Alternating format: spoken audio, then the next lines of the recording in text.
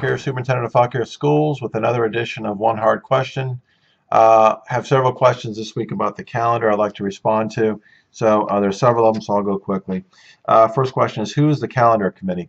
The calendar committee is essentially the ACES group. Last month, I shared the draft calendar with ACES, which are my teacher advisory committee members, and asked them to take that draft calendar back to their schools and get feedback on the calendar from teachers in their building. Additionally, I shared the draft calendar with the SSC committee, which is School Support Council, and they're there to share that draft with their parents and get feedback. That way, we take that feedback back to the school board, make recommendations, they make suggestions, and the process sort of goes from there. So that's the calendar committee. Why do we only get one calendar draft this year? Good question. And that's not to say we won't end up with two draft calendars, but there's a reason why we only produced one draft of the calendar this year, and here it is. Our current calendar is unusual. It's different. We have a first semester of 85 days, second semester 95 days. We are sort of committed to not starting the school year any earlier, and that's sort of a popular opinion thing. We start third Monday in August now, and with, again, the goal of finishing the first semester by holiday break, and then finishing the school year somewhere around May and having a not chopped up January, which I'll talk about in just a second. In order to figure out if this calendar is effective and good for kids, we need a year's worth of data. We just do. I was already receiving feedback in October about, let's go back to the old calendar. Can't we at least look at this calendar after a year, look at the data, get information, solicit feedback from folks, and see where we are? We're the only school division in the state that has a calendar like this. Now, other school divisions are following our lead. They were kind of waiting to see what was going to happen with us.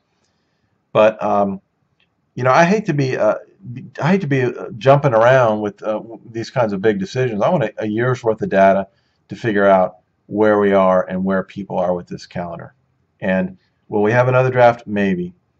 But I want to see where we are with this after a full year. Second question, why 3 weeks before Labor Day? So this is in reference to the next year's calendar. It has us beginning the school year 3 weeks before Labor Day. I think the word committed is accurate. We're committed to not starting the school year any earlier than we do now, for the time being anyway. That's the third Monday in August. Okay, that's where we started this year. That's where the draft calendar has us starting next year. Okay, so that's the start date. Labor Day does this. So Labor Day can fall in different days in September, as long as it's within the first week, I believe. It just so happens that next year it falls as late as it can fall, which is September 7th, and that's 3 weeks after the first day of school. And then in the following year, it's most likely be the Monday before, which is 2 weeks. And maybe, I guess, it's possible that it could be, depending on where the days fall, August and September, 1 week before. We could be starting 1 week before Labor Day, just depending on where Labor Day falls and where the third Monday in August falls. But the start date hasn't changed. It's still the third Monday in August. All right, Labor Day is what's changed. What happens if we miss more than 8 days? All right, that's in reference to the calendar, the makeup days in the calendar. There are 6 makeup days built into the calendar plus 2 bank days. This question has to do with what if we miss more than 8 days? Well, that's a school board decision, so it's relatively easy to answer that question. It's up to the school board to decide. But I can tell you, if I'm reading my tea leaves in this school board correctly, because of the number of days that we bank at the middle and high and elementary level, unless we miss just a huge number of days because of weather, I think the board is going to be sensitive to that and potentially not add days on to the end of the school year. Okay, I speak for the board. I shouldn't do that, but there you go. All right, next. Why 2 days of Christmas week? Okay, that's in reference to the draft calendar having the 21st and 22nd as instructional days. Simple.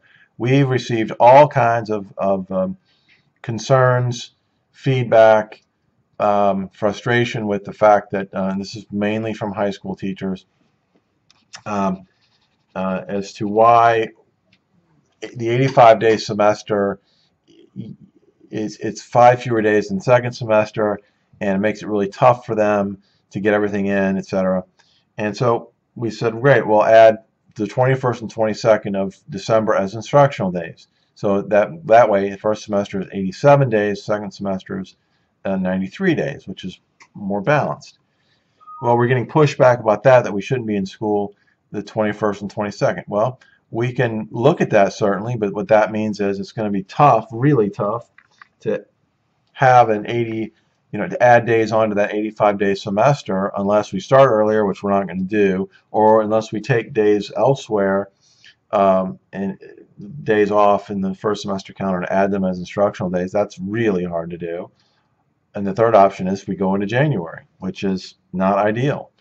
One of the big complaints, not only in this school division, but in lots of school divisions who finish their semester, their first semester after the first of the year, is January ends up being this really chopped up and sort of unhealthy instructional month.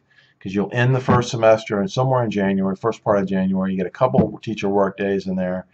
Prior to that, you have exams and you have SOL testing, and teachers are reviewing and feeling immense pressure to go back and review information from first semester to prepare for exam or SOL testing second semester. And then you have a holiday mixed in there in January. It just makes for a very chopped up January, and people don't like it. Not just here, but in most places, I'd say. So we try to address that. Are those 2 days, 21st and 22nd, going to stay in the calendar? At this point, I don't know. We're getting feedback, but choices have to be made. If you do that, then you're robbing Peter to pay Paul. Last but not least, and this question is somewhat offensive to me, but here it is, sort of first term. What do we value? Finishing before holiday break or a healthy, rigorous education? Well, I value both. I think we can do both. I want everyone to keep in mind something that's really important. A couple things. One, we bank, in high and middle school particularly, we bank nearly 25 days of time, instructional time, beyond what we're required to do by the state of Virginia. Okay? So, and then same with elementary, except it's fewer days, it's like a dozen days of banked instructional time, meaning that we're providing that many more days in minutes of instruction than we're required to do so. And what that tells me is there's been tremendous emphasis placed in Fauquier County schools in regard to providing a healthy and rigorous education because of the amount of instruction we provide each semester and throughout the school year. I think we can do both.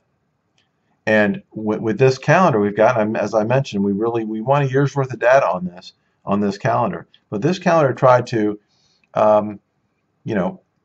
start at a time that people were happy with, relatively happy with, meaning the latter part of August, and not have such a chopped up January. So we tried to do that, and wouldn't it be great to end the year by Memorial Day? Because there's a great feeling in many school divisions that instructional days in June aren't necessarily ideal. It's a tough time to teach. And so we take all those factors in consideration. We've moved the testing windows to as late as we can possibly. If you notice this in years past, we've moved those testing windows as far out as we can, and still able to accommodate for makeup testing, expedited testing, and whatnot. So it's not your typical calendar, but I think it's good, and I think it's worth giving a fair shot to. Is the draft calendar we have now going to stay exactly as is? No, it's going to change. It's a draft. We appreciate the feedback very much, but please keep in mind that we can't always have it both ways. And it's important to remember that. And trying to scratch a lot of itches in this calendar, and I think that's what we've done. Is it perfect? No, there is no perfect calendar. There's no calendar that makes everybody happy. Period. It doesn't exist. So I hope this has been helpful to you. Have a good rest of the week.